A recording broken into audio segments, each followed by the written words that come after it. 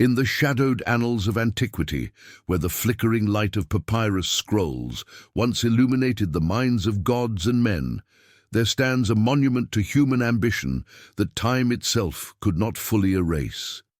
Imagine, if you will, a vast chamber of marble and wonder, its shelves groaning under the weight of 1,000,000 voices, poets who sang of stars unborn, philosophers who wrestled with the chaos of existence, scientists who mapped the unseen curves of the cosmos. This was no mere repository of ink and vellum.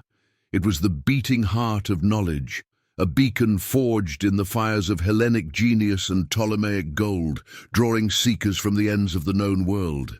Yet, in a breath of flame and shadow, it vanished. Not with the thunder of conquest or the roar of divine wrath, but in a whisper of mystery that echoes through the centuries. Forget the tales of triumphant empires and enlightened sages. This is the catastrophe history dared not name, the destruction of the Library of Alexandria, a loss so profound it plunged humanity into 400 years of darkness. Where the light of reason flickered and nearly died, the paradox cuts deep like a blade hidden in silk. Here was a place built to defy oblivion, a fortress of intellect amid the crumbling sands of Egypt, where Euclid etched his geometries and Eratosthenes measured the earth's girth with nothing but shadows and dreams. It promised eternity, scrolls copied and recopied, knowledge preserved against the ravages of flood and famine, war and decay. The Ptolemies, those cunning heirs of Alexander, poured their treasures into its halls, amassing texts from Athens to the Indus, translating tongues long lost to the wind. Scholars whispered that within its walls lay the secrets of immortality, the blueprints of the universe, the very essence of what it meant to be human. And yet, it fell, not once, but in layers of ruin, each more enigmatic than the last, until nothing remained but ghosts in the dust. Was it the hubris of kings, the fanaticism of faiths, or the indifferent cruelty of chance? The flames that consumed it did not merely burn paper. They scorched the fragile thread connecting past to future, leaving us to wander in a void of forgotten wisdom. Humanity, in its infancy of curiosity, reached for the stars, and the stars reached back to snuff the flame. Picture the scene, not as dry chronicle, but as a vision unfolding in the hush of midnight. The Pharos lighthouse, that colossal finger pointing to the heavens, casts its beam across the harbor of Alexandria, where ships from distant shores unload their cargoes of thought. Inside the Mausion, the Temple of the Muses, robed figures pace beneath colonnades etched with constellations, debating the nature of infinity, while the Nile's breath carries scents of lotus and spice. Callimachus, the great librarian, compiles his catalogues like a god ordering chaos, pinning down the ephemeral in lists that stretch to the horizon. Heroes' steam engines hiss in hidden chambers. Archimedes' principles bend light into wonders, and Hypatia, will one day walk these halls, her mind a storm of mathematics and defiance. This was the pinnacle, the Alexandria of legend, where knowledge was not hoarded but shared, a living organism pulsing with the collective genius of ages. But beneath the grandeur lurked fragility. Empires rose and fell like desert storms. The Roman eagle overshadowed the Greek laurel. Whispers of monotheism stirred in the alleys, challenging the old gods. And in that tension, the spark waited. The destruction was no single cataclysm, but a slow unraveling, a series of blows that history has blurred into myth. Julius Caesar's siege in 48 BC, they say, lit the first fires. Ships ablaze in the harbor, leaping to the shore, devouring perhaps 40 Siusian scrolls in an accidental inferno. Or was it deliberate? The accounts waver, like smoke in the wind. Then came Aurelian's reconquest in 272 AD, shattering the Brucheion quarter where the library stood, its daughter institution in the Serapeum lingering like a wounded heir. And finally the end, or one of them, in 391 AD, When Christian zeal under Theophilus raised the Serapeum, or perhaps in 642 under the Arab Caliph Omar, ordering the remnants burned to heat the city's baths for 6 months. Each tale contradicts the last, fueled by biases of victors and vanquished. Pagan chroniclers decry religious fury, Christian apologists point to pagan decay, Muslim historians claim indifference to obsolete law. The truth, elusive as the library's lost texts. What we know is the void left behind, works of Sophocles vanished, Aristarchus's heliocentric whispers silenced, medical treatises that could have eased millennia of suffering turned to ash. 400 years, from the library's zenith under the Ptolemies to the slow Renaissance rekindling, humanity groped in intellectual night, reinventing wheels already spun, chasing shadows of discoveries long extinguished. This loss was not mere misfortune, it was a fracture in the soul of civilization. The Library of Alexandria embodied our deepest yearning, to accumulate, to understand, to transcend the mortal coil through the immortality of ideas. Its destruction reminds us of knowledge's precarious perch, dependent on the whims of power, the fragility of stone and parchment, the caprice of human passion. In its absence, empires stumbled blindly, science stalled, philosophy ossified into dogma, and the world narrowed to the visible horizon. We, the inheritors, sift through fragments, Eusebius's quotes, Diogenes' jests, echoes in Arabic translations salvaged from Baghdad's House of Wisdom. But what if? What if those scrolls had endured? Would we have pierced the veil of gravity centuries sooner, mapped the atom in antiquity, forged a path to unity amid division? The mystery endures, a riddle wrapped in flame, challenging us to confront the cost of forgetting.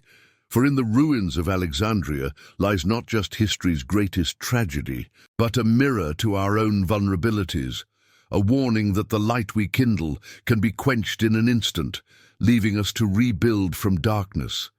And that changed everything.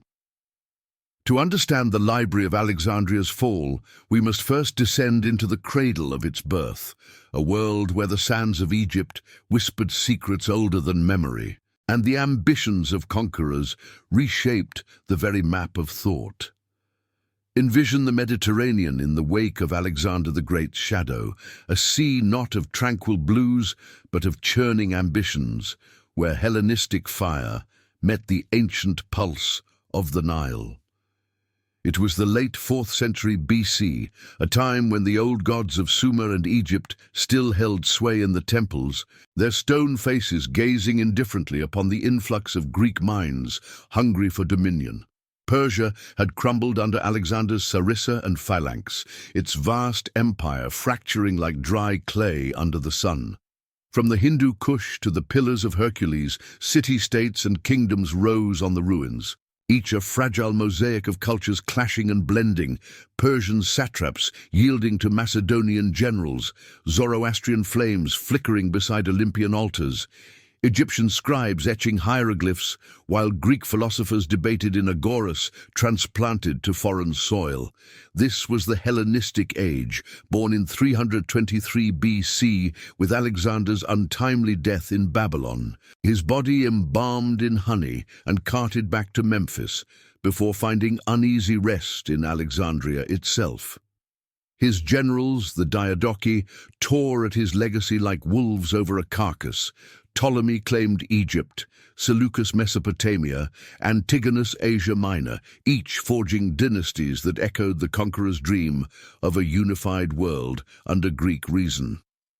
Yet unity was illusion. Wars raged for decades, Ptolemaic fleets clashing with Seleucid armadas off Cyprus, sieges grinding cities to dust from Tyre to Gaza.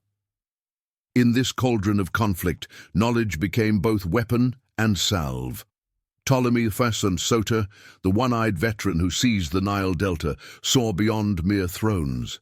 A scholar in soldier's guise, he envisioned not just an empire of grain and gold, but one of intellect, a bulwark against the chaos of succession and the inexorable pull of barbarism. Alexandria, founded in 331 BC on a narrow strip between lake and sea, was his canvas. A grid of boulevards laid by Dinocrates, the Macedonian architect, harbours deep enough for the world's trade, and at its core, the makings of a cultural colossus. The city's rise was no accident of geography. It was engineered with the precision of Euclid's compass, though he himself would later walk its streets. Positioned at the crossroads of Africa, Asia, and Europe, Alexandria drew the currents of commerce and curiosity like a magnet to iron filings. Ships from Rhodes laden with philosophers, merchants from Carthage with astronomical charts, envoys from India bearing treatises on mathematics. These converged on its quays, where the air hummed with Aramaic, Coptic, and Attic Greek. The Ptolemies, those laggid kings who aped pharaonic pomp while patronizing Hellenic arts, funneled their wealth, derived from the Nile's fertile black soil and monopolies on papyrus and glass, into this grand design.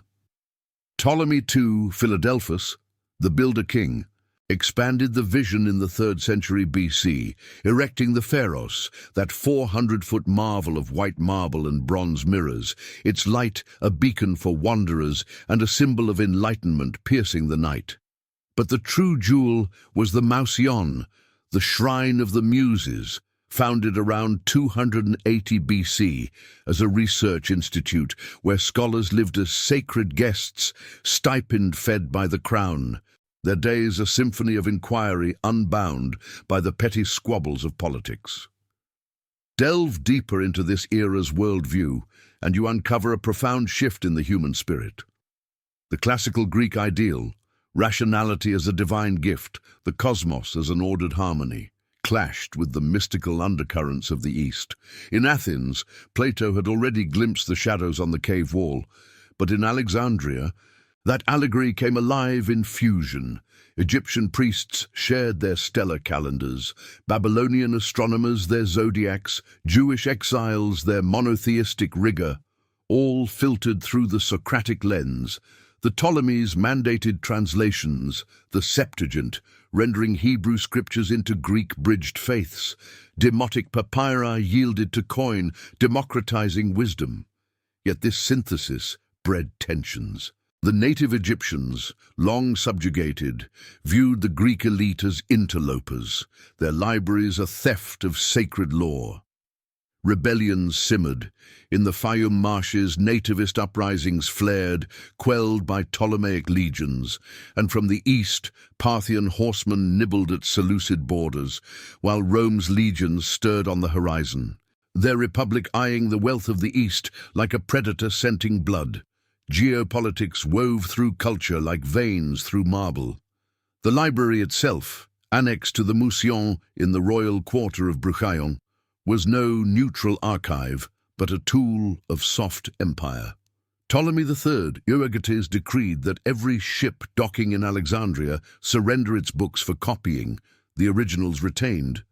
Duplicates returned, a piracy of intellect that swelled the collection to perhaps 700 suzerain scrolls by the 1st century BC.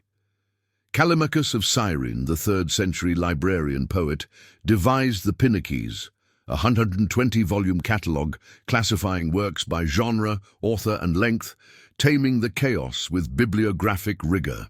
Here, Eratosthenes calculated the Earth's circumference to within 2% using wells in Syene and shadows in the city. Aristophanes of Byzantium invented textual criticism, sifting Homer's verses for authenticity. Apollonius of Rhodes penned the Argonautica, weaving myth into epic geography. Sensory details paint the scene. The musty scent of unrolled papyrus in sunlit scriptoria, the scratch of reed pens on wax tablets, debates echoing off frescoed walls depicting the labors of Hercules or the orbits of spheres. Incense from Serapis cults mingled with the brine of the harbor, a syncretic haze where Osiris merged with Hades, Isis with Demeter. But fragility shadowed this grandeur. The Ptolemies' incestuous lines weakened. Ptolemy VIII's cruelties sparked revolts. Cleopatra VII's liaisons with Caesar and Antony would drag Egypt into Roman webs. Economically, the library drained treasuries, its scholars sometimes spies in foreign courts.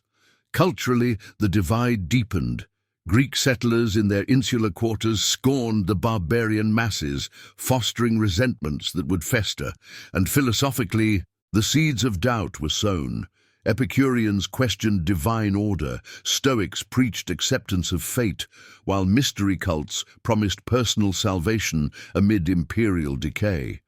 This was a world poised on the edge, where knowledge illuminated yet isolated, unified yet divided, eternal in aspiration but mortal in form. As Rome's shadow lengthened, Pompey's triumphs in 58 BC annexing Cyprus, Caesar's campaigns drawing nearer, the library stood as both pinnacle and portent. It embodied the Hellenistic dream, a cosmos of interconnected truths defying the entropy of time. Yet in that very ambition lay the paradox. Empires built on conquest bred their own undoing. Cultures in synthesis invited schism. The stage was set, the actors assembled, kings, scholars, zealots, in a drama whose climax would consume the light itself, and that changed everything. Now, let us turn our gaze to the library's tender beginnings, those fragile dawn hours when ink first met papyrus in a bid to capture the infinite. Not the grand edifice of legend, but the quiet inception, a seed planted in the fertile silt of ambition, nurtured by kings who dreamed of outlasting the gods themselves. Envision Ptolemy the Sota, the grizzled survivor of Gaugamela and the Hydaspes, his one good eye fixed on a horizon beyond the battlefield's blood. In 331 BC, as Alexander's corpse still cooled in distant Babylon, Ptolemy steered his founder's vision southward, staking claim to Egypt's eternal Nile. Alexandria rose from the mudflats like a mirage made stone. Grids of colonnades slicing the salt air, canals threading through quarters where Greek settlers bartered with fellahin under the watchful gaze of the pharaoh's unfinished skeleton. But amid the hammers and quarries, Ptolemy harbored a deeper conquest, not of land, but of legacy. He had marched with Aristotle's pupil, seen the Lyceum's peripatetic debates turn strategy into philosophy. Why should Egypt's pharaohs hoard secrets in pyramid tombs when they could be liberated, catalogued, shared? Thus, the Mouseion took shape around 280 BC, under his son, Ptolemy II Philadelphus, a complex of gardens, lecture halls, and dining pavilions where scholars, up to 100 at a time, lived as honored guests, their stipends drawn from the royal coffers like blood from a vein. This was no impulsive flourish, it was a calculated resurrection of the Athenian Academy, transplanted to the Delta's embrace. The Mouseion, Temple of the Muses, evoked the 9 sisters of poetry and science, its porticos alive with the rustle of togas and the murmur of Koine Greek mingling with demotic whispers. At its heart, the library proper emerged, perhaps in the reign of Ptolemy III Euergetes, a vaulted annex in the Bruchion Palace district, its walls lined with pigeonholes for scrolls, rolled in leather or linen, sealed against the humid breath of the sea. Early accounts, fragmentary as they are, Diodorus Siculus's echoes, Strabo's later gaze, paint a scene of deliberate accumulation. Ptolemaic edicts commanded that every vessel entering the great harbour yield its books. Captains from Tyre or Rhodes watched helplessly as scribes unfurled their manifests, originals confiscated for the royal collection, copies grudgingly returned. It was intellectual conscription, a shadow war waged with quills. By the mid-3rd century BC, the stacks swelled. Homeric epics from Ionia, Platonic dialogues smuggled from the Academy's ruins, medical papyri from Memphis's temples where Imhotep's ghost lingered. Zenodotus of Ephesus, the first chief librarian around 260 BC, toiled in dim lamplight, collating texts with a critic's scalpel, purging interpolations from the Iliad as if excising tumors from the body of truth. Yet myth clings to these origins like barnacles to a hull, blurring fact with the haze of awe. Legends whisper of Aristotle's own library, some 10 Guiderius volumes, purchased en bloc by Ptolemy I from the philosopher's heirs, a foundational trove that seeded the whole. Was it true? The evidence wavers. Nepos claims it, but timelines fracture under scrutiny. Aristotle died in 322 BC, his works scattered among pupils like Theophrastus. More grounded are the psychological forces shaping this birth. Ptolemy's own contradictions, a soldier haunted by the fragility of power. He had witnessed Alexander's fevered end, the Diadoches betrayals, Perdiccas drowned in the Nile, Antigonus blinded at Ipsus. In the library he sought permanence, a pharaonic monument not of stone but synapse, where Egyptian eternity met Greek logos. Traumas of the era etched deeper. The native priesthood, guardians of Thoth's scrolls in Thebes, resented this upstart archive, viewing it as sacrilege, a Greek theft of divine words. Rebellions in the 270s BC, fueled by nativist fury, saw delta canals run red, Ptolemaic garrisons quelling unrest with Greek fire and iron. Culturally, the library embodied a forced marriage, Hellenic rationalism imposing order on Egypt's mythic chaos, where gods walked the reeds, and the afterlife demanded precise incantations.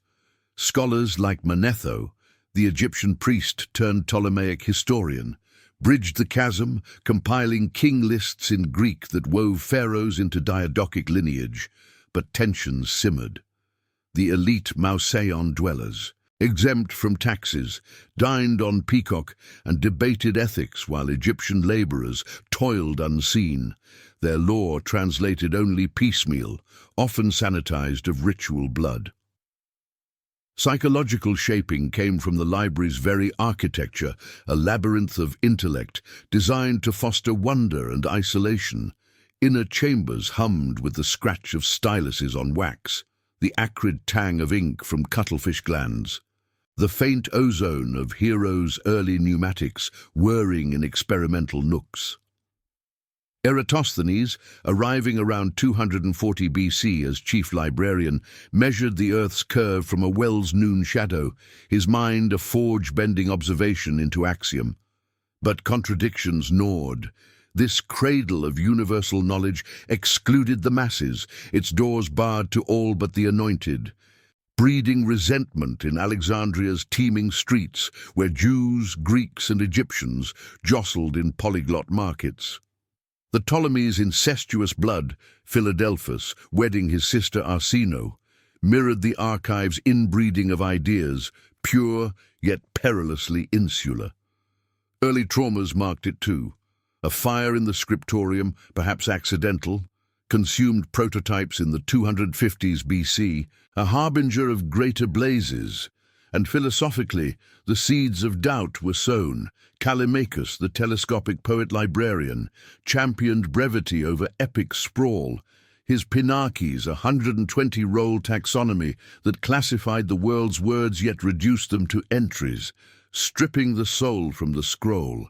In these origins lay the library's dual essence, a triumph of human reach, fragile as a reed in the flood. It promised to distill the cosmos into codex, to heal the rifts of conquest with shared insight.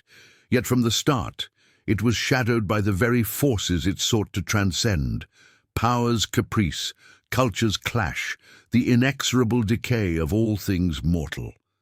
As the collections grew, so did the whispers of envy, from rival Pergamon's jealous stacks to Rome's encroaching gaze. The child of Hellenistic ambition stirred, brilliant and blind to the storms gathering on the horizon, and that changed everything. As the library's origins took root in the Ptolemaic soil, so too did its ascent, a slow bloom of brilliance that drew the world's gaze like moths to a flame in the Egyptian night. But ascent implies height, and height invites the fall. a trajectory etched not in the stars, but in the inexorable grind of empires and the hidden fractures of human resolve. We must now trace that rise, not as a linear triumph, but as a labyrinth of accumulation shadowed by the first tremors of ruin, where scrolls multiplied even as the winds of change began to howl. Envision the 3rd century BC unfolding, the Ptolemies at their zenith, their court a tapestry of opulence and intrigue, where the library swelled from a royal whim to a colossus of cognition, its halls echoing with the footsteps of minds that reshaped eternity. Yet woven into this expansion were the seeds of catastrophe, wars that lapped at Alexandria's shores, internal decays that rotted the foundations, and the subtle erosions of time itself, each event a prelude to the flames that would one day consume it all. The rise began in earnest under Ptolemy II Philadelphus, that corpulent visionary whose reign from 285 to 246 BC marked the library's golden dawn. He who deified his sister wife Arsinoe II in temples of living flesh and gilded stone, poured the Nile's bounty into intellectual conquest. Ships from every quarter, Phoenician traders with astronomical tablets from Ugarit, Indian envoys bearing Vedic geometries, even Roman envoys in nascent curiosity, were compelled to surrender their cargoes of knowledge at the harbor's maw. The edict was ruthless in its efficiency. Originals seized, copies fabricated in feverish scriptoria, where slaves and scholars alike bent over low tables, their lamps flickering against the damp walls of Bruchaion. By 250 BC, estimates whisper of 200,000 scrolls, a number that strains the imagination, pigeonholes carved into cedar shelves stretching like veins through vaulted chambers, each roll tagged with clay seals bearing authors' names in crisp uncials. Callimachus, summoned from Cyrene's dusty libraries, became the architect of order.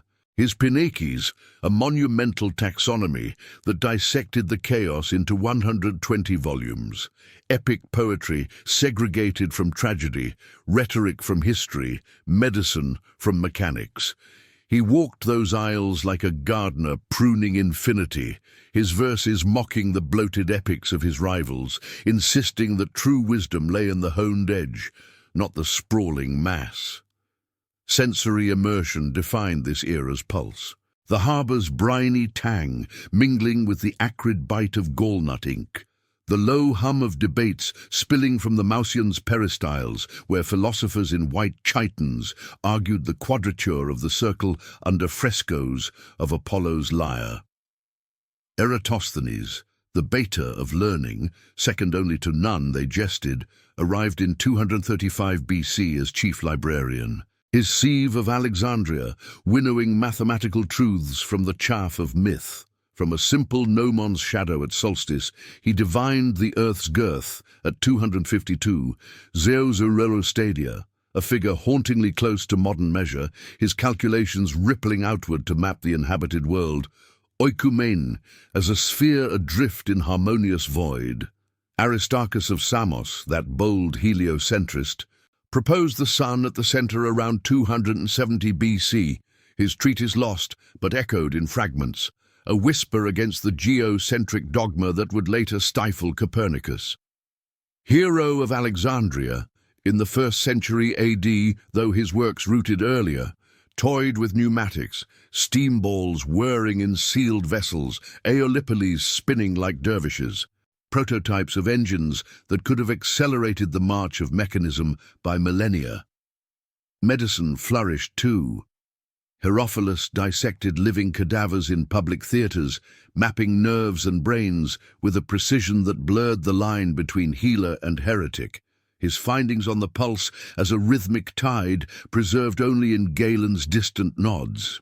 But this rise was no serene ascent. It was forged in the crucible of conflict, each geopolitical tremor sending cracks through the marble. The Ptolemaic Seleucid Wars, those fratricidal clashes from 274 BC onward, saw fleets burn in the Aegean, their debris washing up on Alexandria's strand like omens. Ptolemy III's campaign to the Euphrates in 246 BC brought back not just victory trophies, but Babylonian star charts, swelling the stacks while his armies quelled native revolts in the Thebaid, where Egyptian priests hoarded rival lore in Karnak's shadowed vaults. Internal contradictions deepened the peril. The Greek elite, insulated in their Mausaean enclaves with banquets of Nile perch and Falernian wine, grew disdainful of the multicultural throng below. Jews in the Delta Quarter scripting their Septuagint under royal mandate. Egyptians simmering under corvée labors that built the very walls enclosing their exclusion. Psychological fractures emerged. Scholars like Euhemerus, interpreting gods as deified kings, eroded mythic certainties, breeding cynicism amid the stoic calm of Zeno's imported doctrines.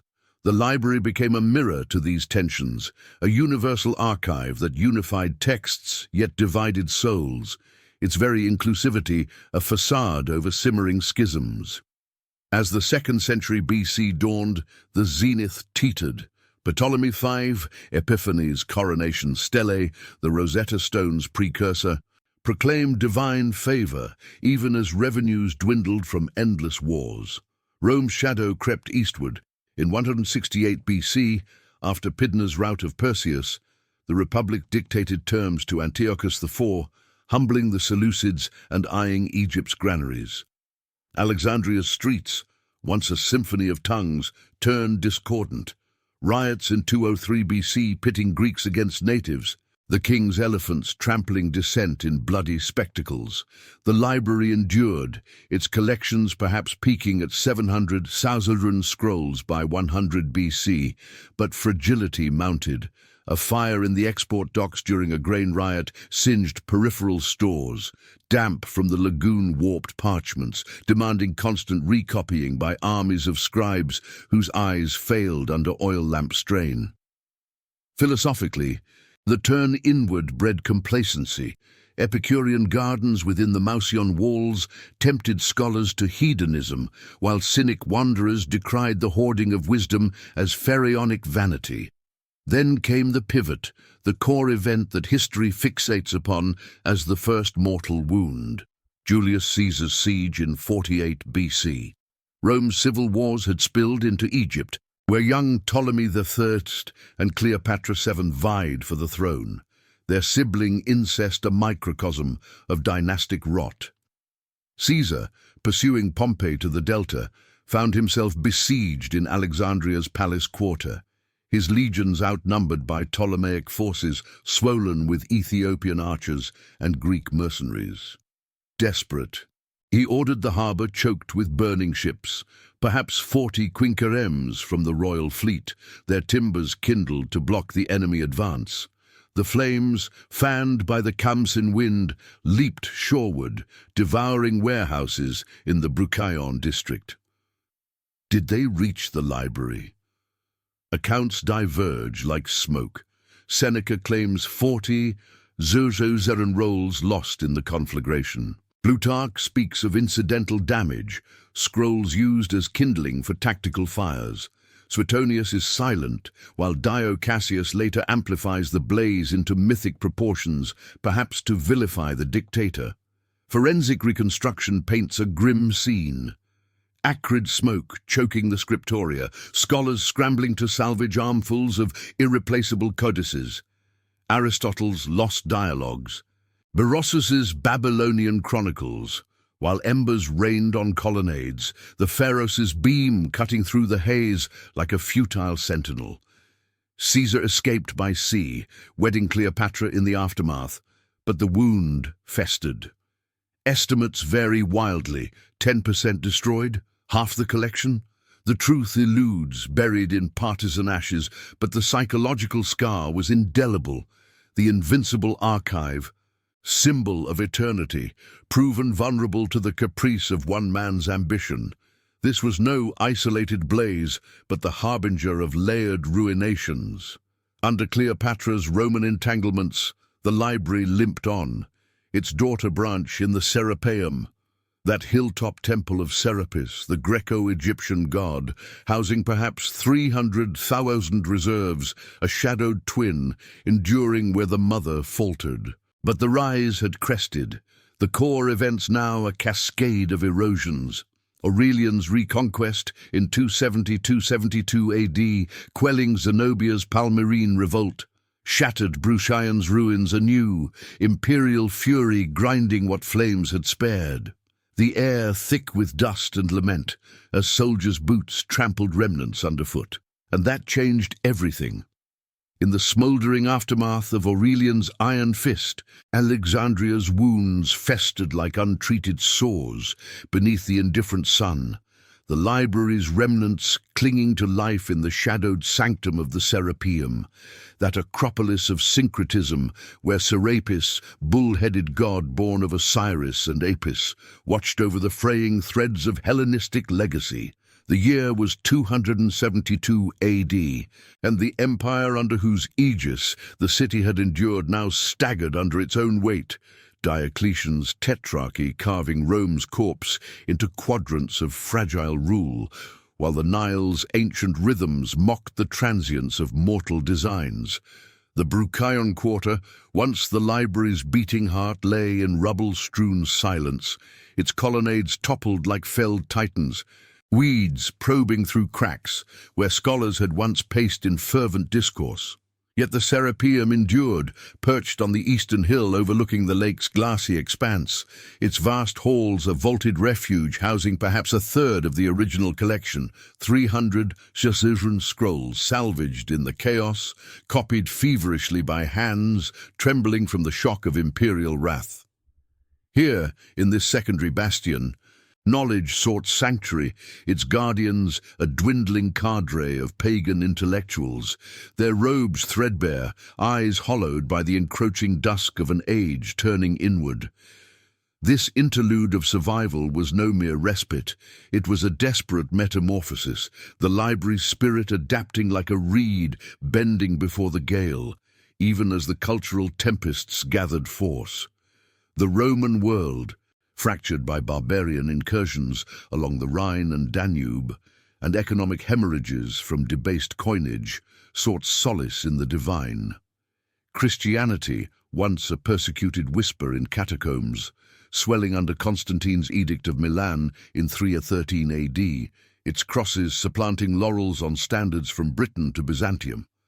In Alexandria, this shift was seismic, the city's veins pulsing with theological strife, Arian heresies clashing with Nicene orthodoxy in the streets, bishops like Athanasius thundering from pulpits against the old gods, while pagan enclaves in the Serapeum preserved the embers of Platonic idealism and Epicurean doubt. Sensory echoes of this era haunt the imagination, the tolling of church bells drowning the lyre's strains from Mausion ruins, the scent of myrrh from Christian incense warring with the papyrus musk of hidden scriptoria, where copyists labored by tallow light, their whispers a liturgy of preservation against the rising tide of monotheistic fervor. Psychological undercurrents ran deep, shaping the library's twilight as a battleground of the soul. The pagan elite, heirs to Eratosthenes' rational cosmos, grappled with a world where faith trumped empiricism, their archives no longer tools of empire, but relics of a vanquished worldview. Neoplatonists like Plotinus, who had studied in Alexandria before retreating to Rome, infused the Serapeum with mystical hierarchies, matter as shadow, intellect ascending to the One. Yet even they sensed the fragility, their treatises on emanation, a philosophical bulwark, crumbling under Christian allegory. Traumas compounded. The great persecution under Diocletian in 303 AD razed temples and seized texts deemed heretical. Scrolls of Manichaean dualism fed to flames in public squares, the air thick with charred offerings. Native Egyptians, long marginalized, found uneasy alliance with the new faith, their Isis cults morphing into Marian devotions, but resentment toward Greek holdouts simmered, fueling riots where mobs toppled statues of Hermes Trismegistus into the harbor's depths. The core unraveling accelerated in the late 4th century, a forensic cascade of zeal and neglect that history dissects with the precision of a surgeon's blade, each incision revealing layers of motive and mishap. Theophilus, Patriarch of Alexandria from 385 AD, emerged as the storm's vanguard.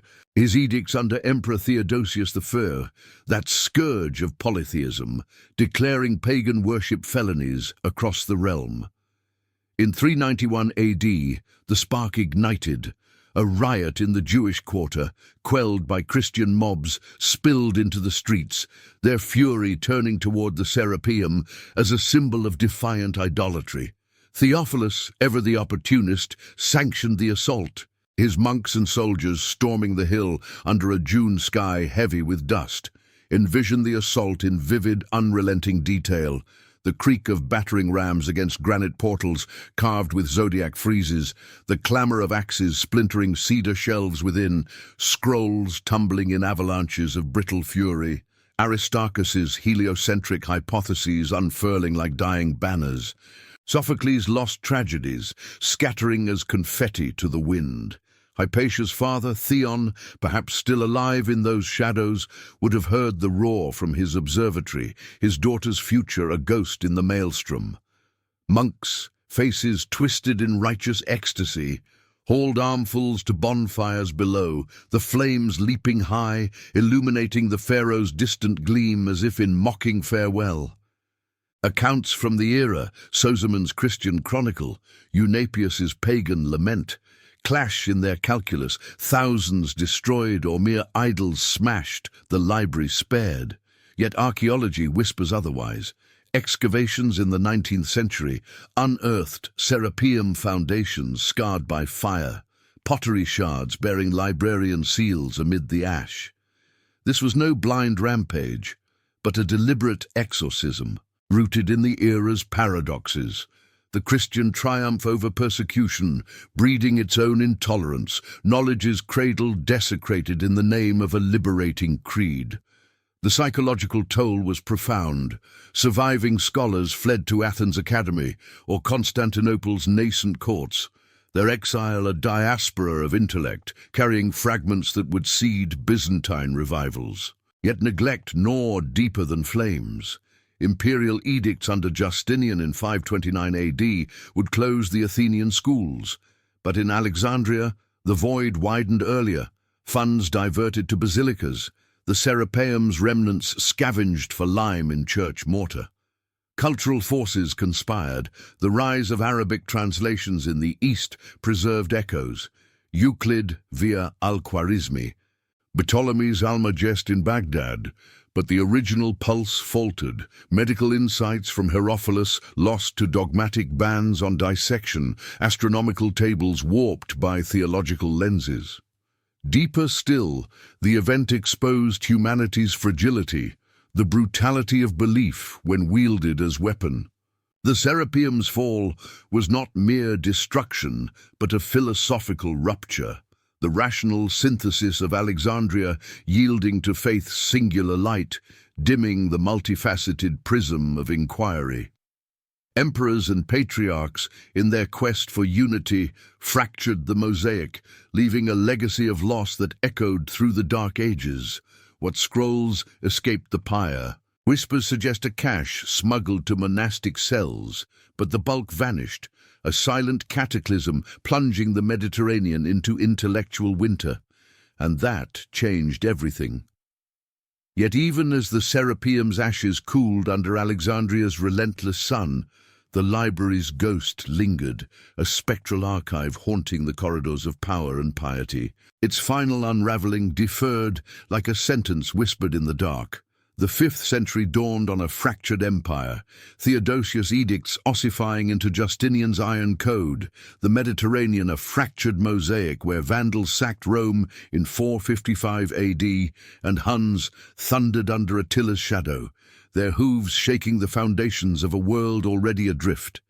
Alexandria, once the nexus of empires, now huddled in Byzantine embrace, its harbours choked with silt from neglected canals, its streets a babel of Coptic chants and lingering Greek laments, where the pharaohs, cracked by earthquakes in 365 and 404 AD, still pierced the fog like a dying eye. The Serapeum's remnants, those scorched scrolls salvaged by furtive hands, found uneasy refuge in monastic cells or the bishop's vaults, copied by monks who sifted pagan gold from heretical dross, their quills hesitating over verses that blurred the line between wisdom and idolatry. But survival was illusion. Neglect was the true devourer, a slow flame fed by indifference. As imperial taxes drained the city's lifeblood and plagues, Justinians in 541 AD swept through like scythes, leaving scriptoria empty, their inks dried to dust. This was the prelude to the end, a psychological descent into obscurity where the library's inner contradictions, its promise of universal truth clashing with the era's narrowing dogmas, manifested in the very air of Alexandria, heavy with the scent of salt and sanctity. Christian scribes, heirs to the Mosion's rigor, preserved Euclid's elements in marginalia of prayer books, yet banned the vivisections that had mapped the human form, fearing the soul's exposure in flesh. Neoplatonic holdouts, like the last pagans in the city's alleys, smuggled Hypatia's astronomical tables to safety, their minds a storm of defiance against the creeping uniformity of creed. Traumas layered upon traumas. The Vandal sack of 439 AD had already pilfered artifacts from the museums. Golden astrolabes melted for coin, while Arab scouts probed the eastern frontiers, their camel trains silhouetted against the dawn like portents from forgotten scrolls. Culturally, the shift was profound, a world where knowledge fragmented into silos of faith. The Septuagint's bridges burned in theological fires, leaving only echoes in Syriac monasteries or Ethiopian hides. The library, reduced to whispers, embodied humanity's fragility. What began as a beacon now flickered in hidden corners, its light refracted through prisms of belief that both saved and distorted. The core cataclysm, the one that history has etched in legend's fire, erupted in the 7th century when the desert winds carried not sand but the thunder of conquest. The Rashidun Caliphate's banners, unfurling from Medina to the Nile. Envision 642 AD, the Byzantine exarch Cyrus hemmed in Alexandria's walls, his legions depleted by Persian wars and internal schisms, the air thick with the clamour of siege engines and the low wail of muezzins testing the call to prayer. Amr ibn al-As, the general poet dispatched by Caliph Umar, encircled the city after the Battle of Heliopolis, his Bedouin horsemen, veiled against the dust, scimitars glinting like crescent moons, churning the delta's black soil into mud. The siege lasted 14 months, a grinding attrition where catapults hurled Greek fire over ramparts and famine gnawed at the defenders' resolve, their rationed bread tasting of defeat. Sensory horrors unfolded. The harbour choked with sunken galleys, their hulls fouling the water with rot, the cries of the wounded echoing off the Pharaoh's base, now a crumbling sentinel stripped of its mirrors, the acrid smoke of burning thatch rising as civilians torched their own homes to deny the foe. Alexandria capitulated in September, Amr's terms merciful by conquest's measure, lives spared, churches intact. But the psychological rupture was seismic, the Greek world's eastern bastion yielding to the inexorable tide of Islam, its polyglot soul bent toward the Quran's singular rhythm. Forensic accounts of the library's final demise swirl in paradox, each narrative a thread in a tapestry of bias and oblivion. The most enduring tale, born in the 9th century chronicle of Ibn al-Kifti, paints a scene of deliberate annihilation. Amr, besieging the city, encounters John the Grammarian, that last pagan scholar clinging to the Serapeum's vestiges or a hidden cache in the royal quarter. John pleads for the books, perhaps 300, Xerozoran remnants stacked in alcoves redolent of aged leather and forgotten incense, offering them as tribute to the conqueror. Amr consults Umar in Medina. The caliph's reply, a thunderbolt of indifference. If those books agree with the Quran, they are redundant. If they disagree, they are heretical. Burn them. Thus, the order. Scrolls carted to the baths of Alexandria, their papyrus fueling ovens for 6 months, the steam rising like sighs of silenced sages. Plutarch's lost plays, Aristarchus's solar orbits, medical codices on herbal elixirs, all reduced to vapor. The warmth, a mocking legacy of enlightenment, turned to utility. Yet irony layers the myth. Arabic historians like Bar Hebraeus amplify the tale to underscore Islamic triumph, while Western chroniclers like Gibbon decry it as Oriental barbarism, ignoring earlier Christian depredations. Archaeological silence speaks louder. No mass ash pits unearthed, no caliphal decree in the archives, suggesting embellishment, perhaps a polemic against Abbasid rivals who later cherished Greek law in Baghdad's House of Wisdom. Deeper truths emerge in the contrasts. This purported burning was no isolated fury, but the culmination of erosions, where Byzantine neglect had already hollowed the halls. Earthquakes in 365 and 484 AD toppling vaults, floods from the Nile warping survivors.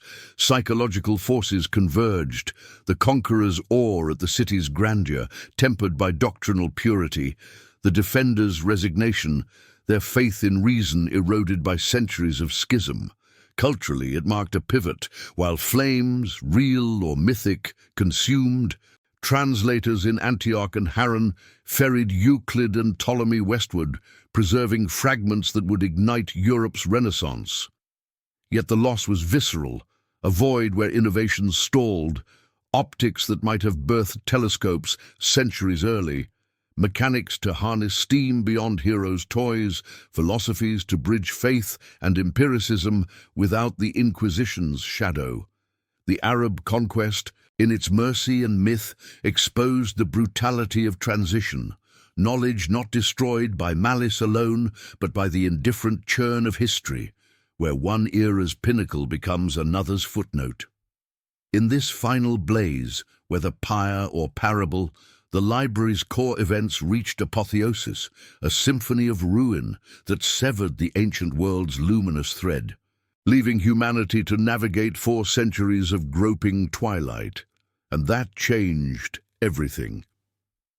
In the flickering aftermath of conquest and flame, as the sands of Alexandria settled over the scorched remnants of what had once been the world's mind, a profound philosophical metamorphosis stirred, not in the grand halls of marble and muse, but in the shadowed recesses of the human spirit, where knowledge's light had always danced with the darkness of doubt.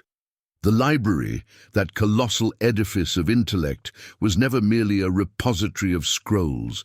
It was a living philosophy, a testament to the Hellenistic soul's audacious quest to harmonize the cosmos through reason's unyielding gaze. Born in the fusion of Greek logos and Egyptian eternity, it embodied an inner evolution from fragmented myth to unified inquiry, a slow alchemy where contradictions of empire and culture forged a worldview of boundless potential. Yet its destruction marked not an end, but a wrenching pivot. From the enlightenment of synthesis to the downfall of dogma, a revelation that exposed the fragility of human wisdom, compelling civilizations to reinvent the wheel in the long night that followed. Envision the library's philosophical core as a labyrinthine garden, cultivated across centuries by minds that wrestled eternity into form. At its inception under the Ptolemies, the dominant ethos was syncretism, a deliberate weaving of disparate threads into a tapestry of universal truth. Plato's Academy, echoed in the Moussaillon's peristyles, posited the world as shadows cast by ideal forms, but Alexandria's scholars transcended this, blending it with Eastern mysticism, Zoroastrian dualism tempering Socratic irony, Babylonian cycles informing Aristarchus's heliocentric daring. Eratosthenes, peering through the sieve of observation, did not merely measure the earth.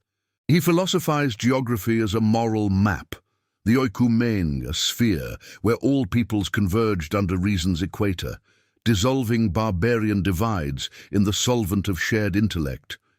This was no abstract musing.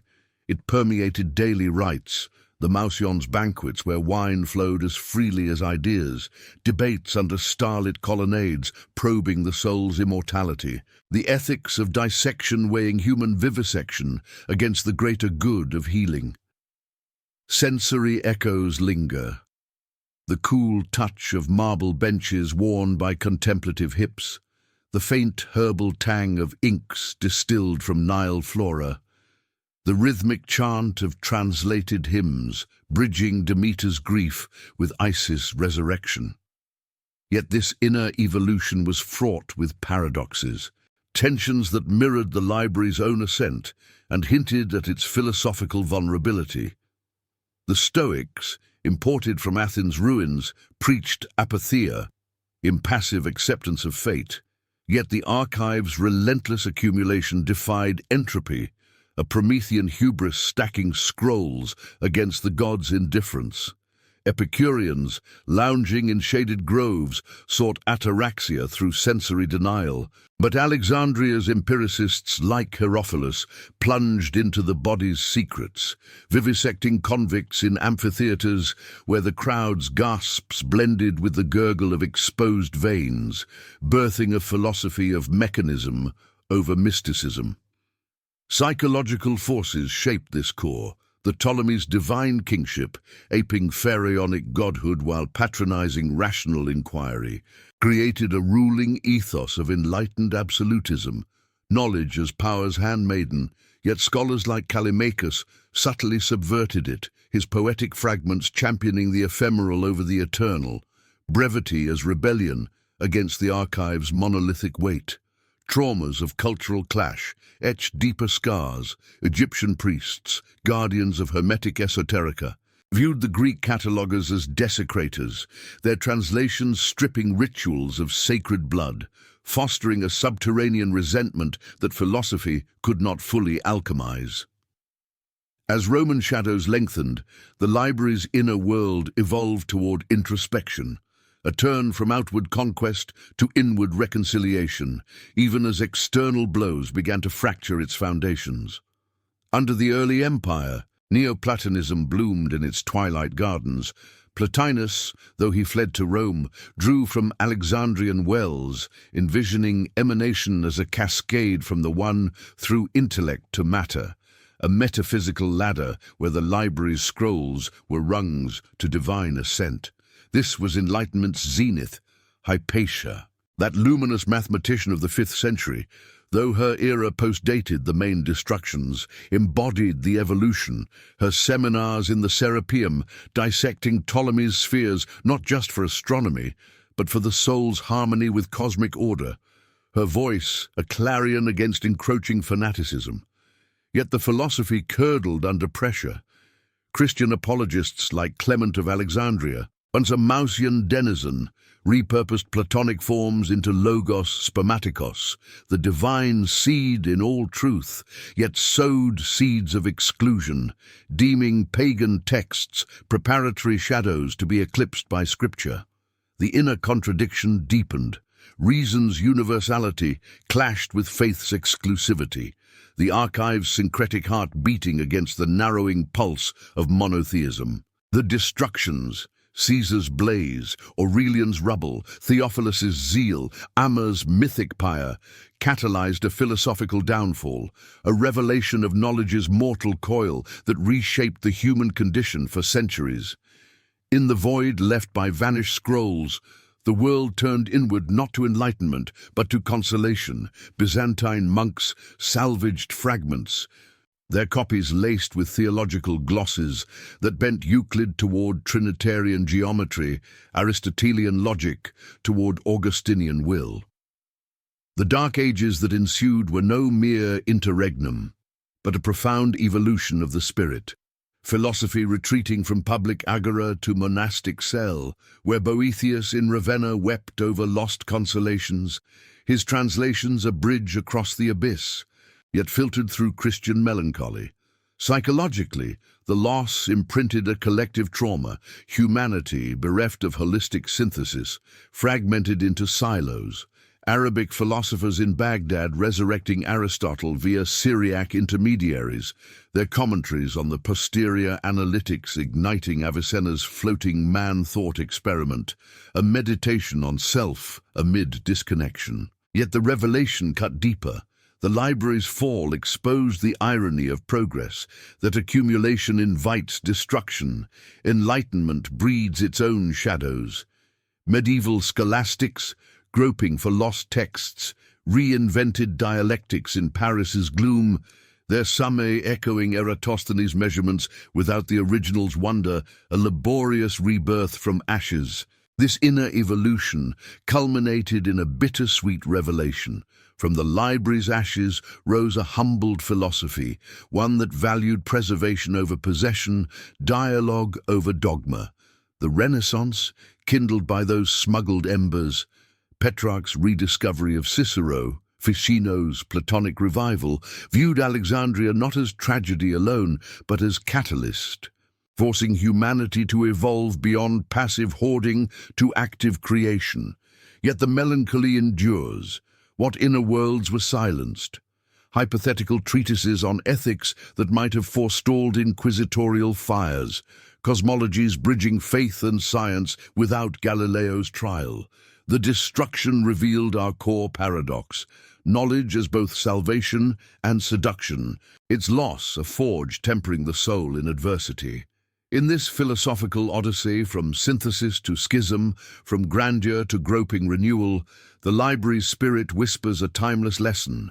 The mind's evolution is not linear ascent, but a spiral through darkness, where every flame quenched births a deeper light, and that changed everything. From the embers of that philosophical spiral, where the library's light refracted through centuries of shadowed renewal, emerges its enduring legacy. A spectral inheritance that haunts the modern mind like a half-remembered dream, fragments of papyrus adrift in the collective unconscious of a world forever altered by absence. The destruction of Alexandria's great archive did not merely silence ancient voices, it birthed a mythos of loss, a narrative woven into the fabric of books, screens, and scholarly debates, where the void itself becomes a character, whispering of what might have been. In this legacy lies not just mourning, but a restless quest, humanity sifting through the ruins, piecing together echoes to reclaim the stolen fire, even as misconceptions cloud the truth like dust over forgotten tombs. Consider first the literary legacy, those tomes that preserve the library's ghost in ink and word, bridging antiquity to our own era with a fidelity born of reverence and regret. Ancient chroniclers, from Strabo's Periegesis in the 1st century BC, gazing upon the Bruchion's partial ruins with a geographer's measured sorrow, to Ammianus Marcellinus in the 4th century AD, chronicling the Serapeum's desecration as a symptom of imperial decay, etched the catastrophe into Latin and Greek annals. Their accounts, fragmentary as shattered pottery, fueled medieval compilations. Orosius, in the 5th century, deflecting blame from Caesar's flames onto pagan excess, while Abd al-Latif al-Baghdadi, in the 12th, marveled at Alexandria's faded splendor during his Nile voyages. His Arabic musings on lost wonders, seeding Orientalist fascination. The modern canon amplifies this echo chamber. Edward Gibbon's Decline and Fall of the Roman Empire in 1776 casts the library's fall as a pivotal rupture. The flames of 391 AD under Theophilus, a harbinger of Christianity's intolerant dawn. His prose, a lament for reason's eclipse that shaped Enlightenment historiography. Carl Sagan's Cosmos in 1980 evokes it as a cosmic tragedy. The Lost Scrolls, perhaps Aristarchus's full heliocentric treatise, robbing us of an earlier galactic gaze, while modern scholars like Luciano Canfora in The Vanished Library, 1986, dissect the myths with forensic care, arguing the destruction was no single blaze but a gradual attrition. Their books shelves in themselves, repositories guarding against further oblivion. These texts do not merely recount, they philosophize the loss, transforming ash into axiom, a reminder that every surviving fragment, Eratosthenes' geography quoted in Strabo, Hero's pneumatics revived in Byzantine codices, carries the weight of multitudes silenced. Film, that flickering medium of shadowed spectacle, has seized the library's legacy as a canvas for dramatic resurrection, blending historical haze with cinematic fire to evoke the fragility of human endeavor. The 2009 release Agora, directed by Alejandro Amenabar, centers on Hypatia. Though her life postdated the main destructions as a tragic emblem of Alexandrian intellect, her murder by Christian mobs in 415 AD, a proxy for the archive's broader doom, the screen alive with torchlit riots and unraveling scrolls amid the Serapeum's crumbling vaults. Earlier, the 1938 Cecil B. DeMille epic The Buccaneer touches glancingly on Caesar's harbour blaze, but it is in documentaries like the BBC's The Library That Changed the World, 2015, where the forensic tone prevails. Archival footage of Comildika excavations, intercut with animations of lost texts, pondering the void's ripple. Without Alexandria's medical papyri, centuries of plague persisted unchecked. These films, atmospheric in their score of swelling strings and dim-lit reconstructions, humanize the abstract loss, the scent of burning papyrus implied in acrid close-ups, the scholars' faces etched with the inevitability of zeal's blade, yet they risk romanticization, painting the catastrophe as a clash of enlightened pagans against barbarous faith, a narrative that simplifies the era's syncretic agonies. In the broader currents of popular culture, the library permeates like an undercurrent, a motif of vanished utopias invoked in novels, games, and lore that grapple with knowledge's peril. Dan Brown's The Da Vinci Code, 2003, nods to it obliquely through suppressed secrets, while Umberto Eco's The Name of the Rose, 1980, mirrors its destruction in a monastic inferno, the labyrinthine library, a metaphor for forbidden wisdom's allure and doom. Video games, like Assassin's Creed Origins, 2017, let players wander a virtual Alexandria, scaling the pharaohs and delving into the Mausion, the optional quests unearthing fictional scrolls that tease real losses, Hypatia's commentaries, Euclid's lost proofs, blending education with immersion, the controller's hum, a modern echo of ancient styluses. Comic arcs in Hellboy or Sandman invoke it as a nexus of arcane power. The archive's fall unleashing eldritch voids.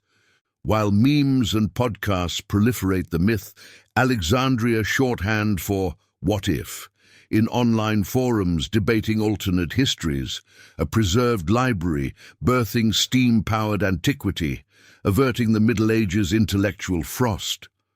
This pop-cultural osmosis democratizes the legacy, making the tragedy tactile, yet it breeds superficiality, reducing 400 years of stagnation to a punchy cautionary tale, the paradox of accessibility masking deeper scholarly voids. Academic reinterpretations have evolved this legacy into a battlefield of intellect, where debates dissect the destruction's contours with the precision of Callimachus's own catalogues, challenging old certainties to reveal layered truths. Post-colonial scholars like Mostafa El-Abadi, in Life and Fate of the Ancient Library of Alexandria, 1990, reclaim the narrative from Eurocentric bias, emphasizing Ptolemaic syncretism as an African Hellenic triumph. The loss is exacerbated not just by Christian or Muslim hands, but by imperial neglect across eras. Feminist readings elevate Hypatia as icon, Her story in Maria Dzielska's Hypatia of Alexandria, 1995, reframing the Serapeum's sack as gendered violence against rational womanhood, while quantitative historians like Bernard Lewis in The Crisis of Islam, 2003, debunk the Ummah-burning myth as 9th-century propaganda. Forensic analysis of Arabic sources showing no contemporary evidence, the tale likely a jab at Fatimid rivals. Debates rage on the extent. Was the collection ever 700 Sunzerun scrolls or inflated legend? Did Caesar's fire consume a tenth or the core? Modern archaeology, sonar scans of submerged harbors, carbon-dated papyri from Oxyrhynchus, suggests survival rates higher than myth allows, with 10 to 20% of classical texts traceable to Alexandrian origins, preserved via Arab intermediaries in the House of Wisdom. Misconceptions abound. The single cataclysm fallacy ignores the incremental erosion, earthquakes, floods, deliberate purges, while the total loss trope overlooks Islamic Golden Age translations, Al-Haytham's optics building on Ptolemy, averting utter darkness.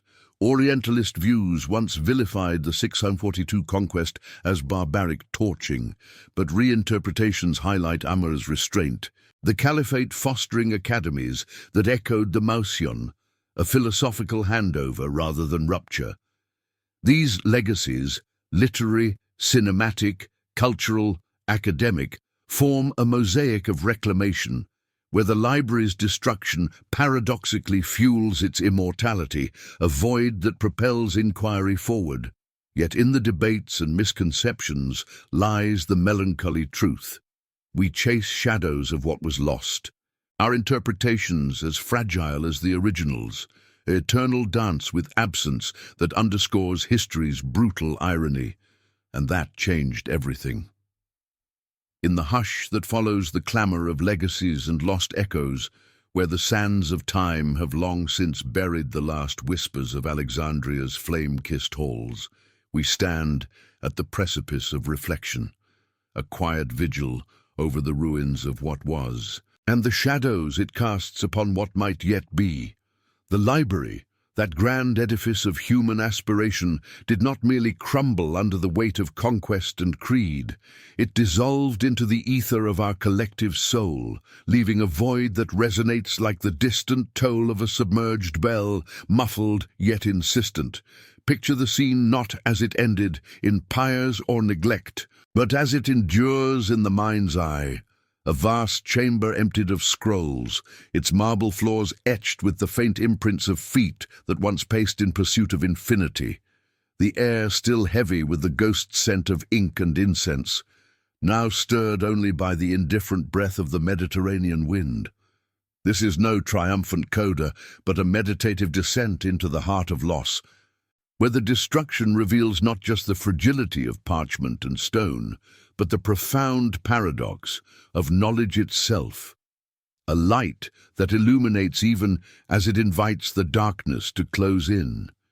Consider the philosophical undercurrents that ripple outward from this cataclysm, a slow unraveling of the human condition laid bare in the library's absence.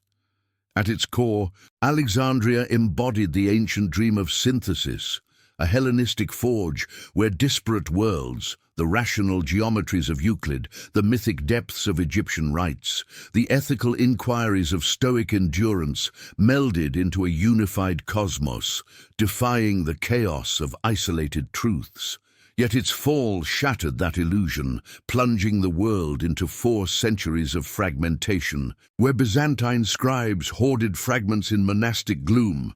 Arabic scholars in Baghdad pieced together survivals like mosaic tiles from a broken frieze, and Western Europe wandered in a fog of reinvention, their cathedrals rising on foundations blind to the lost blueprints of antiquity.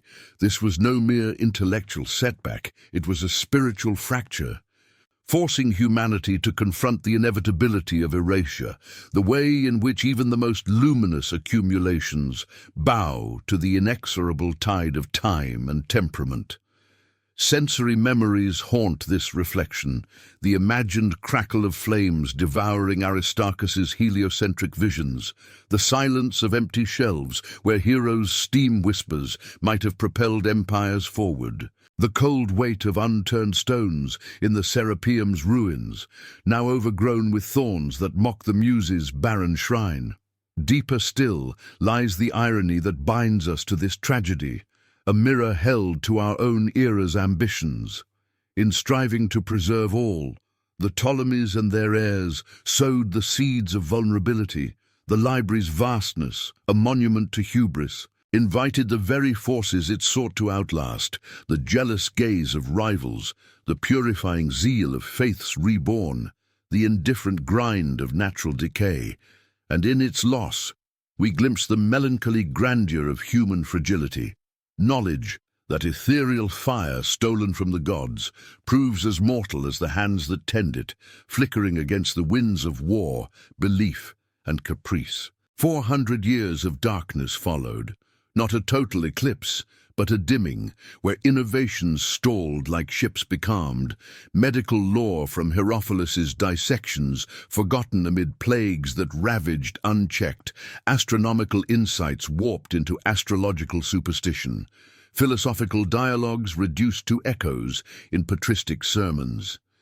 Yet from this void emerged a resilient evolution, a lesson etched in the slow rekindling of the Renaissance, where monks' hidden codices and caliphal translations birthed anew what had been thought irretrievable, reminding us that destruction is not annihilation but transformation, the ash fertilizing soil for unforeseen growth.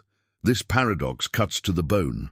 The library's end was humanity's greatest teacher in loss, revealing that true wisdom resides not in eternal hoarding, but in the act of relentless pursuit amid impermanence. We who inherit this shadowed legacy build our own archives, digital vaults humming with data, satellites charting the stars Eratosthenes first measured, yet we tread the same precarious path, our networks as vulnerable to cyber storms or ideological tempests as papyrus to flame. The brutality of history whispers here, in the quiet spaces between known facts and vanished infinities. What treatises on ethics might have tempered the Inquisitions to come? What mechanics could have harnessed the Nile's flow without the bondage of slaves? What bridges between creeds might have averted the schisms that scarred the soul? The destruction invites introspection, a somber acknowledgement that progress is not linear conquest, but a fragile dance with oblivion, where every advancement courts its shadow, and preservation demands vigilance against the complacency that once doomed Alexandria. In this final gaze upon the ruins, let us linger on the deep lesson carved from the embers, a call to humility amid our grand designs. The library was not just a loss of scrolls, but a rupture in the continuum of curiosity, teaching that knowledge thrives in dissemination, not isolation, in shared light, not guarded vaults.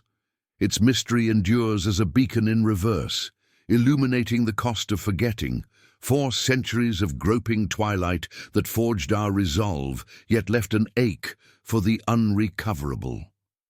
We stand, then, as stewards of a second chance, our minds a new Mausian rising from the sands, ever mindful that the flame we kindle can illuminate the world, or, in a breath, plunge it once more into night. For in the heart of every seeker lies the echo of Alexandria, the paradox that to reach for eternity is to embrace the ephemeral, and in that tension, humanity finds its truest, most enduring strength. And that, in the end, changes everything.